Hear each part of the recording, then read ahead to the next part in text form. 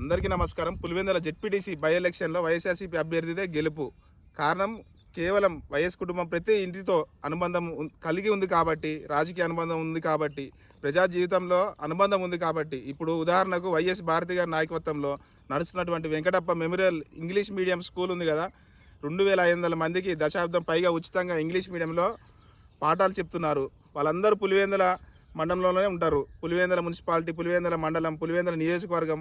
లేటెస్ట్గా వైఎస్ రాజారెడ్డి పేరుతో కంటి హాస్పిటల్, ఉచితంగా కంటి హాస్పిటల్ ఆధునిక వైద్యంతో ఉచితంగా చేసుకోవచ్చు. పులివెందుల లబ్ధి పొందుతున్నారు రాజశేఖర రెడ్డి గారి వల్ల. ఇప్పుడు ₹1 రాజశేఖర రెడ్డి వల్ల అప్పుడు ₹1 డాక్టర్గా ప్రతి ఇంటికి చేశారు.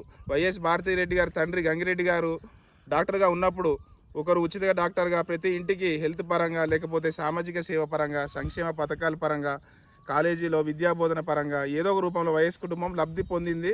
వైఎస్ కుటుంబంతో అనుబంధం అనేది ఎక్కువ ఉంది కాబట్టి పులివెందుల్లో ఈ కారణంతో పులివెందుల జెడ్పీటీసీ ఉప ఎన్నికల్లో మీ అమూల్యమైన ఓటు ఫ్యాన్ గుర్తుకు వేసి పోలింగ్ తేదీ 12న వైఎస్ఆర్సీపీ అభ్యర్థి తుమ్మల హేమంత్ రెడ్డి గారిని అఖండ మెజార్టీతో గెలిపించండి.